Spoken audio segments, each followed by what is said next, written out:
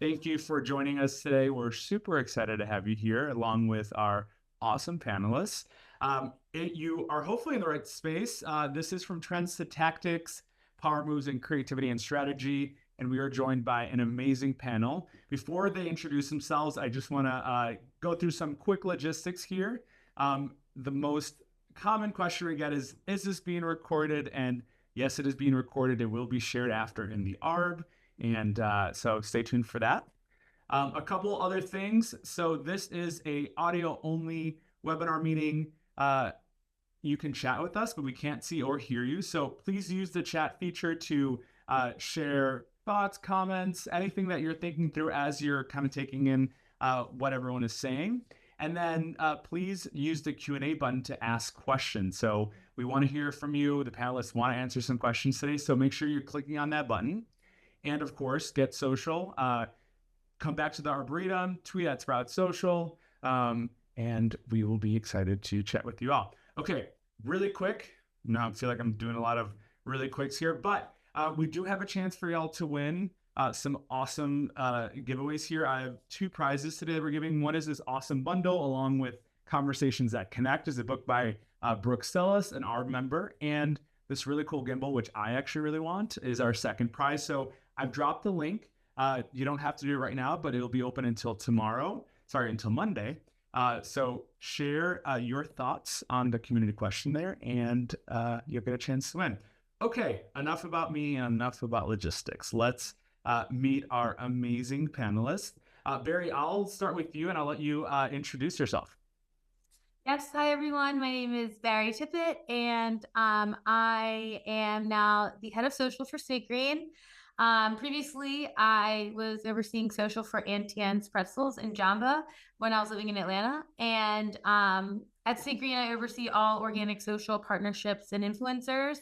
I feel like I'm semi-new. I started in February of this year, so lots to share, lots of learnings in the first couple 8 months at Sweetgreen, but just really excited to be here and continue sharing the wealth and yapping with my homies. So I'm gonna pass it on to the next one.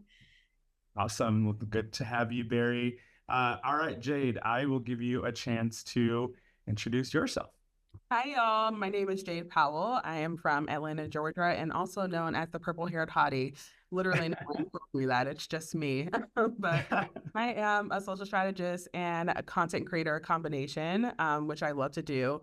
I own my own agency called the M-Co, which is a content and creative development agency, and I work with brands like Netflix, Timberland, Pfizer, and more to build out their social strategies and content and creative on social. And then I also work as a creator. So I influence on LinkedIn, or as I like to call it, the Briefcase app. So if you're there, follow me. Awesome. Well, thanks for being here. Glad to have you. And Josh, let's have you introduce yourself. Hello, everyone. I'm Josh Rangel, Senior Director of Social Media at Ogilvy, relatively new to the Ogilvy team after spending about 18 and a half years at Golan. And my focus over that time in here has been on social media strategy, influencer strategy, partnering with clients to help kind of bring to life organic and earn-led social first content and strategy as well. And so I am and dad jokes. I joke a lot in the chat. I drop probably more gifts in our team's chat than anybody.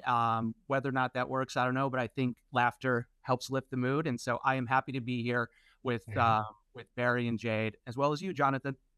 Thank you. Really quick about me. I am Jonathan, Senior Community Strategist at the ARB by Sprout Social. Happy to be here, and I will be kind of moderating and asking these folks some awesome questions and getting your Q&As, make sure they get filtered through the event. So, okay, let's get this started. So we're going to kick this right off. We will start off with, so what social media trend is currently, at least in your perspective, having the biggest impact on brands, and how should they adapt? Barry, let's go ahead and start with you. Awesome. Yeah, I mean, there's so many that we could have chosen from, but I think for me, I think original content, especially with video, is a trend that I have my eyes on.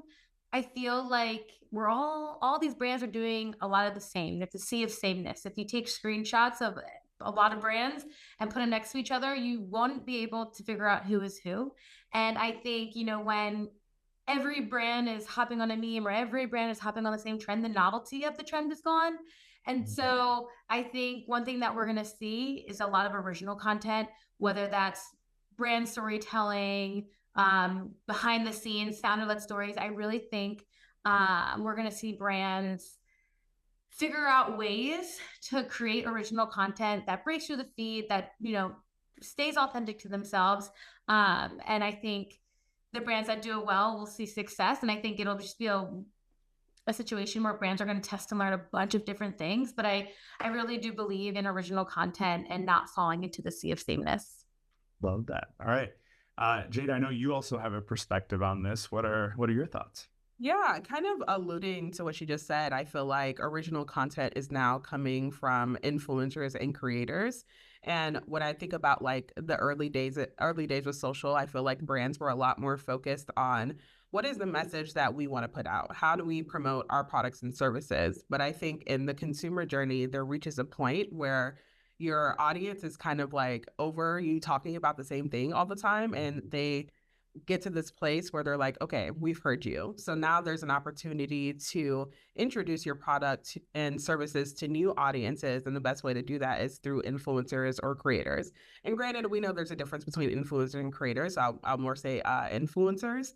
But I love to see that brands are really tapping into the influencer marketing space, just because I feel like it's a great way to amplify reach of your own products or services, or increase brand awareness without having to yell through your own microphone. You're using someone else's audience to do it.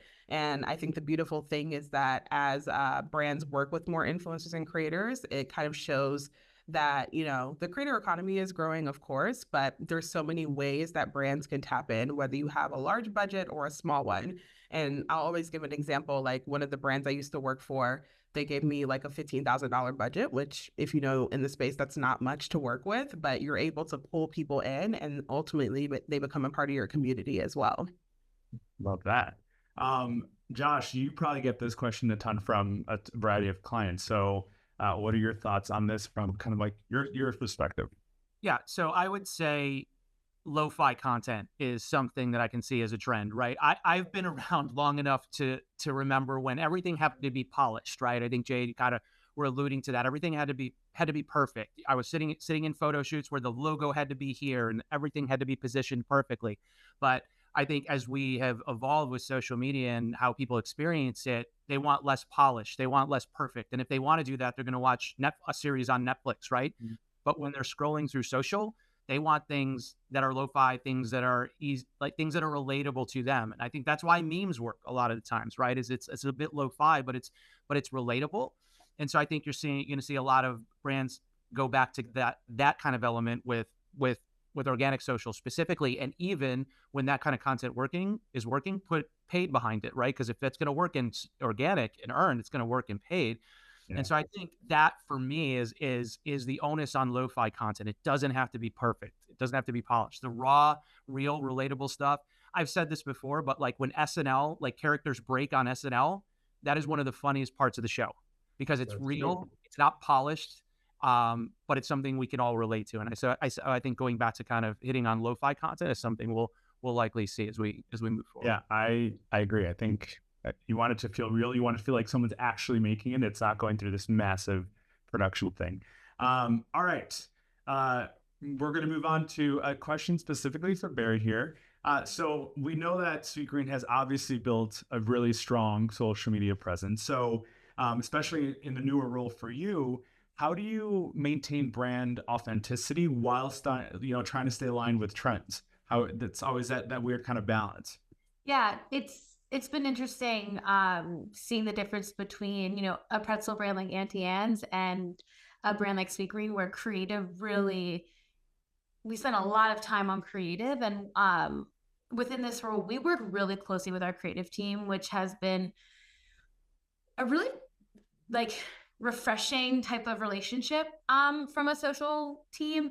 I'm really just understanding where we're going from a creative direction. And then from there, we figure out how we take this creative idea that we're all aligned on and put it towards social. So because we emphasize really strong creative, it's important to understand the social landscape, but also understand the overall strategy and then use tactics to create content that makes sense on social. So if y'all don't follow Sweetgreen, we just launched a fall harvest menu with Brussels sprouts. And so we went to a Brussels farm and we had two productions. We had the editorial production that the creative team was running, and then we had our own small social production where we pretty much shot everything on our phones. And we were able to shoot TikTok ideas, behind the scenes content. We had disposable cameras passed around. But I think one thing that's interesting around Sweetgreen, we try to stay away from trends as much, not as much as possible, but we really pride ourselves in storytelling and really strong creative. We do trends, of course, on TikTok and on Twitter, but our Instagram is prime real estate. And I feel like it's not really in Sweetgreen's DNA to do trends. It's just, we have such a complex and deep brand that spans across sourcing, being in the community, really yummy food. And so we're trying to figure out ways to make that interesting and make that fun and flirty. But for us, it's not trend. That's a tactic that we'll hop on a trends that makes sense for us. But we really lean in on that authenticity, that original content. And like, again, all of our Brussels content that you see on the feed, like 90% of it was shot on iPhone, which is crazy. And I think it was something really interesting for us too, especially all like the dumps that we did, the carousels. We mixed in some of the editorial content with Aki and co-workers, creators that we worked with, but a lot of it was shot on the phone. We posted a video yesterday, sweet potatoes. I think that was shot on an iPhone. We have a content creator that does stuff in-house for us. And so, but again, like, we look at trends as a tactic, not as our strategy. And so we don't have shackles on our feet that say trend. We kind of have the ability to pick and choose trends that make sense on each platform as well. But we really want to lead with original ideas and storytelling above all else. And if we win with a trend, that's an extra bonus win for us. Yeah, no, that's wild. I think especially when you look at a brand like Sweetgreen, where that's such a strong, like, clear brand, that always has to be such an interesting thing you're kind of navigating between, which actually leads to our next question. Is like, how do you balance the creative and authentic while trying to keep up with brands, if you do? Let's start here with Jayde. What are your thoughts here? Yeah. When I think about the word authenticity, I always feel like it's very like synonymous with consistency. And I feel like as a creator, one of the questions I often get is, how do you remain so consistent? And I feel like what people are really asking with that is like, how are you keeping up with all the content that you're posting? How are you posting in the way that you want to? And for me, when I look at the content creation process, consistency really comes down to like your tone, your style of content, your quality, the things that people really remember when they come across your posts. So I really pride myself on being able to create content that people really associate with like Jayde's style. Even if it doesn't have my face on it or my handle on it, people might think it comes from me. And to me, that's something I try to replicate across my content, or even when I'm working with brands.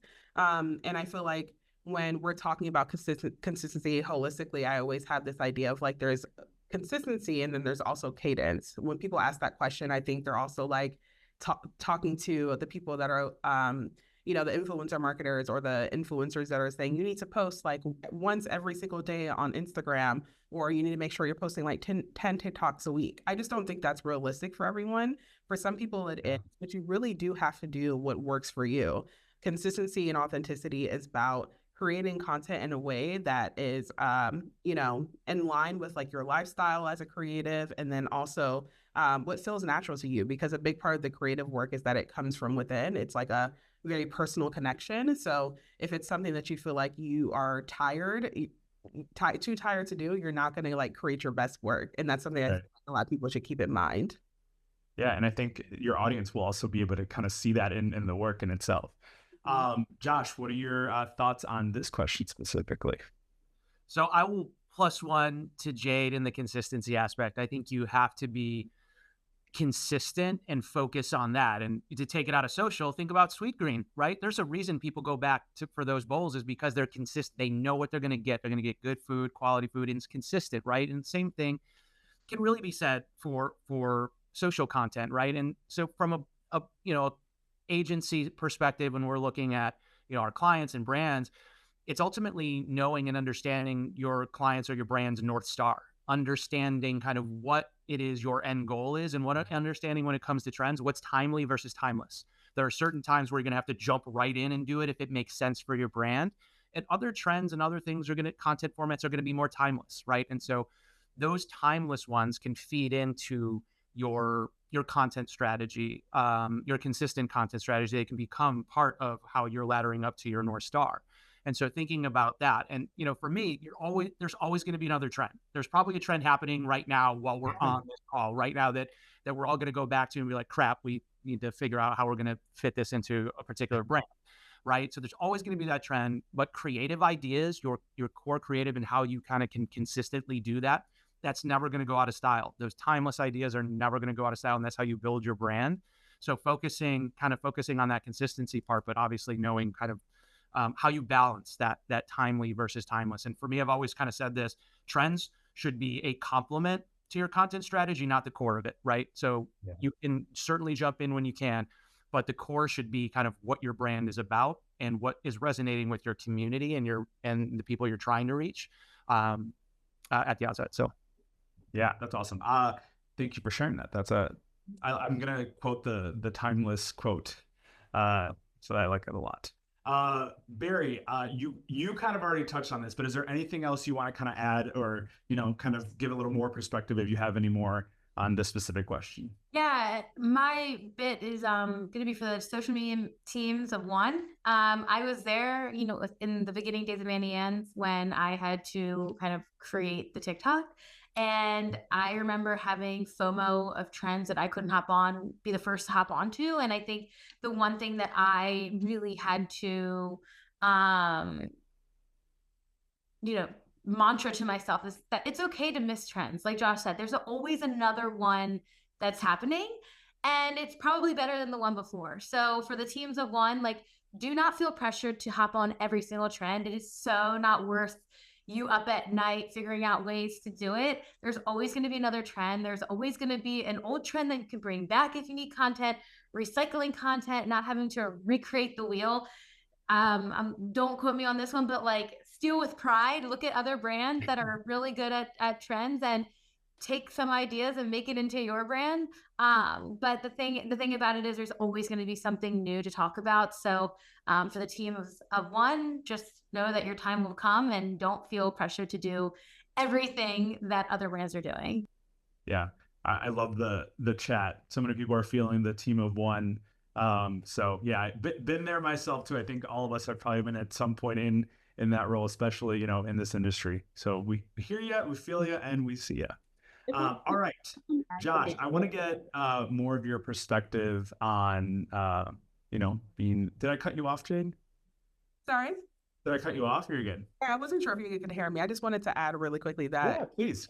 Barry was saying it applies to creators as well. So don't let the brands pressure you into jumping on trends. If it's not aligned, it's not aligned, and it's not going to be worth the money. So that's it. Love it. Hell yeah. All right. We're going to go to Josh here, and I want to kind of get your perspective because obviously on the agency side, this is probably something you deal with. So how do you kind of advise clients to kind of balance creativity, but also make sure they're like leading into that, data-driven strategy that is driving their business? It's kind of got to be a hard thing to balance between both. Yeah, I mean, it's not easy, but that's why with an agency world, you got to work with them as partners, your clients as partners, and make sure that you're all working towards the same thing. And for me, it's like this is some of like I didn't articulate it in this way until kind of recently, where one of my colleagues was like talking about it in a way, and kind of the phrasing stuck with me. It's about data and vibes. right? I think you can put that in a different way, but you shouldn't create every piece of content solely based on data, because you need that to inform. But if you do that, it becomes very formulaic and predictable. That's the kind of stuff. That's the kind of stuff that you can get scrolled by because they're doing the same thing over and over again. But at the same time, in my opinion, you can't solely rely on vibes. This might be, some might disagree on that, but then it can become a little chaotic. And if you're going for that, that's completely fine. But I think there has to be that balance in there, especially as you're looking at, as we just talked about with the last question, what is your kind of North Star? Is that model of just going solely off vibes sustainable for most brands? For me, probably not. But the sweet spot, in my opinion, when talking to clients about that, is finding that middle balance where you're informing content with the IQ and then your EQ, your the data and your gut. That is going to help you do that. Obviously, the stuff that works, your community is going to help inform that too. Your community, like one of the things I love is looking at the comments of the client's content and saying they're telling you what the next piece of content should be. They're giving you kind of a brief for that type of thing. So looking at kind of those data points too. And so when you can use those social insights to inform kind of a brief for creative content, that's what makes the best content in my opinion. So the data plus vibes is kind of how I like to articulate it with clients when you have that time. But obviously when there's a trend that's happening and it's super timely, as we just talked about kind of last time, that's a fit for your brand, you can't wait for to do a full-blown social listening audit to make sure it makes sense and you can't get the data points. But if the vibe is right, give it a go. So it's a mix of those two things when I'm talking to clients about how they can kind of use data while also still infusing that creativity that is inherent in people. Yeah, no, and honestly, I feel like that's refreshing. I mean, even in my agency days, sometimes we tended to lean too much into data, and then we kind of lose sight of the creativity and kind of, again, to your point, reading and understanding what our community is asking of us. So thank you for sharing that. All right, I'm going to give you guys a quick break so you guys can get a drink of water, but I want to hear from you all. So launching a quick poll here. So when you're thinking about your social strategy, which of these is your biggest challenge? Is it keeping up with new trends? Is it adapting to, the always changing algorithm? Is it balancing paid and organic? Or maybe it's aligning strategy with business goals. So I'll give you all 30 seconds here and let us know your thoughts. Okay, it's looking like I'm seeing a trend. All right, 5, 4, 3, 2, and done here. All right, it looks like most of you really find it challenging to align strategy with business goals. I think this continues to be an area where all of us continue to be challenged, but data, vibes, all of it together, and hopefully this session today can help you kind of get some more perspective on there. So thank you all for playing along. All right, let's continue here. We have a few more questions. So we want to talk a little bit about 2025. So let's look a little bit towards the future. So what are the key elements of a successful social strategy for 2025? And how can brands ensure that they are staying ahead of the curve? I'm going to start off with Jayde. Give us a little bit of your perspective here. Yeah, I think one of the things to always remember when you're building out a social strategy is that social strategies are meant to evolve over time. They should be very dynamic because what we know about social is that it moves at the speed of culture. So there are so many variables that are going to impact what you kind of create in your strategy or what you put into your strategy. And I always think about like TikTok, for example. I know last year and going into this year, so many brands were deciding, okay, TikTok is going to be our number one priority channel. We're going to put a lot more of our efforts in terms of like social media team resources, content creation on TikTok. And then we went through that whole will they not TikTok bans. And it's like, that can be very scary. Like, let's say TikTok decided tomorrow to shut down. What then? If that's your only channel focus, like, what are you going to have? So I think like, as you're building out social, just know that things need to change over time. And the best way to see what should be changed is by looking at your data and your analytics, seeing what's performing, what's not working across channels, and then also staying on top of social media trends. And when I say trends, I don't mean like trends that are happening inside content trends like on TikTok or on Instagram. I mean trends in terms of like what is moving the industry, paying attention to how the platforms like Meta, TikTok, Instagram, LinkedIn, my fave, because they are businesses at the end of the day. Like their bottom line is going to affect how we use social. So think about that as you're building out your social strategy and just try to be as nimble as possible. In addition to the fact that social is going to change, your internal goals as a company or an agency is going to impact your social strategy. You may be going, God forbid, but you may be dealing with something in legal, which will impact your work on social. Corporate communications could be on fire, which can impact your social. So just think about that as you're building out your strategy. Yeah, no, that's a great reminder. I think a lot of us went through that. Oh my God, what's going to happen in TikTok? And I think to your point, if you put all of your money in that bucket, that is a scary place to be. So I hope no one did that. Hopefully you're all spreading out your content throughout your different platforms. All right, Josh, give me some thoughts here. Well, I mean, again, I'm going to +1 to Jayde on this. I think a lot of what she just talked about is completely accurate, and kind of mine will follow a little bit. We'll kind of continue on that theme and build on that theme. And I think one of the things is I think sometimes in social, we like to overcomplicate things. We like to think this has to be super new and complex, when sometimes just focusing on the simple things and doing them really well will help set you up for success. Yes, you have to be dynamic. And part of that is being willing and open to taking risks and willing to test and learn. And that could be test and learn from a content perspective. That could be test and learn on what platforms you should be on. You know what, if you're on LinkedIn and it's not working, you know what, it's okay to kind of sunset this and focus on other platforms that work. But I will tell my daughter this, is that when she says, I don't like this, I'm like, how do you know? Have you ever tried it before? No, I haven't. All right, well, let's try and see if you like it. Let's see if it works for you. And that equates to me for the same with social, right? You don't know if something is going to work unless you test it.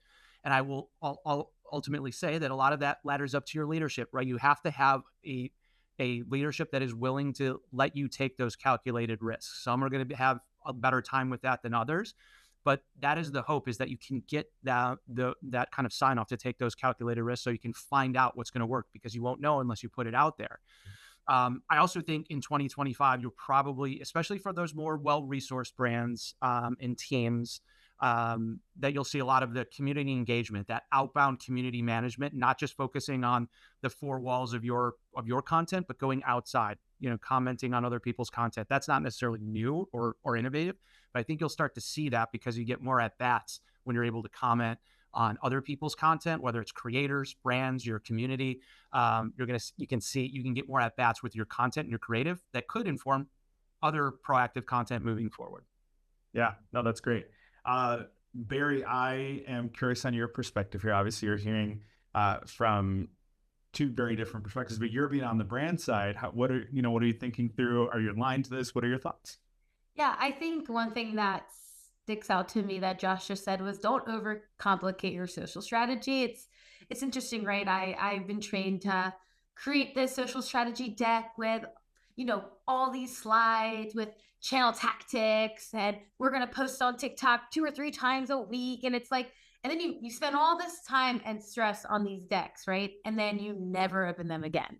And it's like, I literally have PTSD from that. And so I'm writing the Sweet Green social strategy for 2025. And when I tell y'all, it's like maybe 9 slides and it's all about the vibes. It's very like romance copy of okay. So for Instagram, for Meta, like the channel strategy is not, we're going to post like, here's the role and here's this. It's, what are we going to show on Instagram? It's what are we going to talk about type of thing, but very broad. Like it's very romance copy, and then it's like a little manifesto. And I think that has been like my biggest learning in the last, like literally in the last month. My manager was like, I don't want the tactics. I just want to know like what we're going to do, how it's going to show, how it's going to make you feel and make our followers feel. And then the tactics come. And it's kind of, Link in Bio by Rachel Carden is a great resource. And she had an amazing article today where they talked about social strategy and tactics versus strategy. And it's like, you need to have it needs to align to a North Star. It needs to align to brand objectives, and it needs to align to kind of business objectives, and tactics are there to help support it, but tactics are not the strategy. And I think when we come up with these creative ideas for these campaigns, it should link to the business objectives and the brand objective, not be so tactic focused. And I think when you're creating these social strategies, really think about that. Like, don't say how many times they're going to post on a feed, because that could change. And there might be times where you post every day on TikTok, or there might be weeks where you post 1 or 2 videos, and that's okay. To be nimble and to make these strategies dynamic is the number one key. Because I mean, what Jayde said, this year has been crazy with these platforms. I mean, with X and TikTok and Instagram changing all the time. It's just, you have to be nimble. And I think that's what makes our job so freaking cool at the end of the day. It's like, we're working and living as all of these updates are coming to fruition. And it's just really cool. And I think we have the ability to adapt and test and learn and throw things up there. And that's why we're never bored at our jobs. So I think it's just really having your ear to the ground on what's happening on these platforms, and just being ready and not scared to pivot if you have to. I being nimble and flexible is the key to surviving social. I think I agree with you. All right, Jayde, I have a question for you, because obviously you, as yourself, obviously you are a creator, you represent yourself, but also work with a lot of brands. So I know it sometimes can be hard to stay true to your voice while you're trying to adapt to trends, platform changes, and obviously making sure that you're doing the client work that you're, being hired to do. So how do you stay true to your voice while trying to do all that? Yeah, I mean, I honestly remember there was this time in my career where I used to blame the algorithm for everything. And it just made me laugh, because I'd be like, the reason why the content isn't performing because the algorithm is changing. And it's like, so, I mean, partly true, but also kind of ridiculous. And while I do think the algorithm can be a messy bitch, I don't think she is the reason for all the problems. I think when you're in social, like we've talked about this before, you really do have to be as nimble as possible. But I think, honestly, when you get down to it, social is creative work, and you really have to get to a place where you just like let inspiration guide you. And I know that sounds very fluffy, but like I said, like I think social work is something that is very tied to who we are as individuals, because you're communicating with other people. Like sometimes people forget, like the social part of social media is social, like meaning we're talking to people, and there's a lot of feeling in that, and there's a lot of personality in that. So one of the things that I try to do is like not get so obsessed with like what's trending, what's happening on social, how often I should be posting, making sure I'm using all the right formats, and rather just being like, I'm going to create because I felt the sudden need to create, or I was inspired to create this. And I feel like it's going to add value to my community or the audience I'm trying to reach. And I feel like whether you're on the creator side or the agency side or the brand side, that's something that we can all practice, to be honest, because at the end of the day, you can plan out a calendar of like 6 to 12 months of content, but you're probably not going to publish it all just because things are going to change. So it's like, rather than getting so methodical and planning so much, just let inspiration guide you. There's muses all around us. Oh yeah. She is messy. That is for sure. All right, this one's good. We're going back to the group, and this is obviously such a hot topic. AI is everywhere. Things are always changing, and they are more than likely influencing social media work, but work across marketing as a whole. So I'm just curious to see, how AI and emerging technologies, and from your perspective, your thoughts, are going to influence the future of social content and strategy. Why don't we start off here with Barry? So here's the tea. I have no thoughts. I do not use AI for anything. It's more from a legal perspective. Yeah. Will I use ChatGPT to help me, ideate some things? Of course. Who doesn't use ChatGPT for everything in their life? But in terms of work, in terms of copy, those are all original thoughts. It's just like a little bit messy from a legal perspective. We don't know who owns it. I don't want to get caught. I'm staying safe. So for me, no thoughts, no notes, I will pass it on to the next person. Hilarious. You and I had recently talked about this. I was like, I gotta get her to, share her tea off the bat. Josh, how about you? What are, on the agency side, what are you seeing as far as AI and Yeah. emerging technology?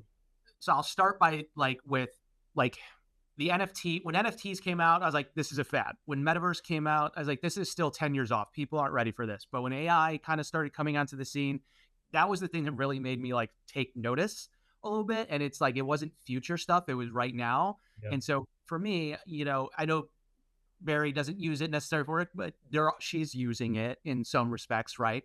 But we have to take it seriously and figure out how to best use it. And I think from an agency standpoint, it's really important that we understand the nuances of it, because clients are asking us about it, right? And agencies are already using it for brainstorming, content outlines, things like that. But to Barry's point, the human element is not being replaced, right? It's a complement to us, not the creative part of it. And so I think that that's a big thing, is using it as kind of like an assistant when and where it makes sense. I also think something that Barry touched on too was the legal element of things. From an agency standpoint, we're getting a lot of questions about, does this need to be baked into scopes of work? What are the legal and ethical concerns about using AI for client work, for internal presentations? Who has the ownership? What's the disclosure? So I think there's a lot of those things. We're not getting away from it by any means. It's something that's going to be happening. And I was just in a kind of a meeting where they're talking about AI first content, things like that. So clients are asking for this type of thing. And so for agencies and for all social pros, we have to know what it is, how to use it, and kind of where the pitfalls are, but where the kind of the places where it actually can complement. So long-winded way of saying, I use it. I think it's a thing that's going to be here to stay. But there are a lot of kind of pitfalls, but again, nothing is going to replace the creativity of the human element, in my opinion. Yeah, I think I agree with you. Jayde, what are you thinking? Listen, me and AI, we go together real bad. We are besties. And I love to use AI in a lot of my creative work. Because like Joshua was saying, I really do see it as kind of like a compliment. Like if I saw myself as a creative director, AI would be my art director. And that's kind of how I see it working, that relationship. But I think at the end of the day, like Josh said, it's really important for me to make sure that the final output of my creative is coming from me and not necessarily AI. So I use it more so as a source of inspiration or a Kickstarter in my brainstorming processes. But I also think it's so integrated in a lot of the content creation tools I use. I'm a big Canva girly. AI is all over Canva. You can't really escape it. I'm a big Grammarly girly, especially when I'm writing. AI is already integrated into Grammarly. So it's like, you can't really escape it. So I like to use it as more as like a complement to my work and because it allows me to make my job a lot more efficient. For example, even when I'm editing videos, when they're longer form, I'll use AI tools to give me short form videos. So I don't have to spend 2 hours cutting down a 1 hour video into social content. If it allows you to do your job more efficiently, I think it's great. I've also used AI mockups in creative strategy decks when I'm presenting to clients. Of course, we disclose that it's AI, and honestly, you can tell because it's AI. Of course, you disclose that information, but a pitch deck may not be the right time to bring in a full designer to go through when you're just kind of imagining concepts initially. Of course, the build out will look, more real life later and be done by an actual person, but I think it's okay as long as you're disclosing and, making sure that the final output is being double checked by someone who is an actual human being. Yeah, no, that's a good point. Yeah, it's a tool, not the final presentation. All right, I want to be cognizant of time, so I'm going to actually skip to our last question here, give you guys just a quick 30 seconds for each of you, and then we're going to answer about a couple questions. So we can start with Barry. What is one piece of advice in 30 seconds that you would give professionals breaking through in 2025? Go all in, be obsessed with your community, and do the small things. All right, go off. Josh, what are your thoughts? So a few things. Be willing to do the less glamorous work. Everybody wants to work on kind of the high profile stuff, but you know what? Where you can have a lot of fun and make the most impact, sometimes on on the less glamorous side of things. Figure out how social ladders up to your business's goals and objectives. You'll make a lot of friends that way. And the most important thing, have fun. It's social media. We're not saving lives. Have some fun with it. That's fair enough. Jayde, what are your one piece of advice? I would say if you want to invest in your own personal brand, a lot of what I've built on social has taken my real life experience that I've worked on for agencies and brands, and have applied it to my own personal brand. And I have found that growing a brand in this like social media space has allowed me so many opportunities like this one. And I think social media professionals have so much to say and so much knowledge to share. So utilize it and capitalize on it. Yes. Yes, capitalize for sure.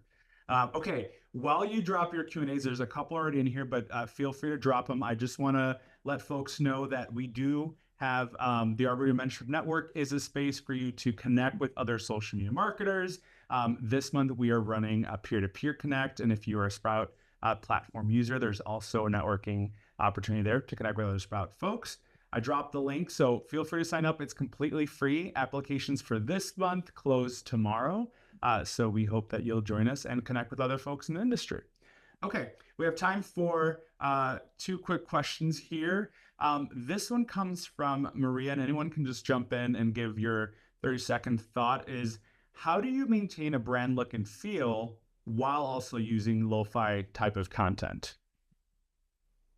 I think I can just hop in really quick. I think it's aligning with the overall creative direction and just shooting on your phone in a way that makes sense. So we were at a farm, right? And so we really wanted to zoom in and do some movement, and we kind of already had the vibe set out, and it was up to us to capture it. I mean, we took thousands of photos on our phone and videos, and it was really mining through the content and figuring and planning the feed ahead of time and seeing what worked and what didn't work.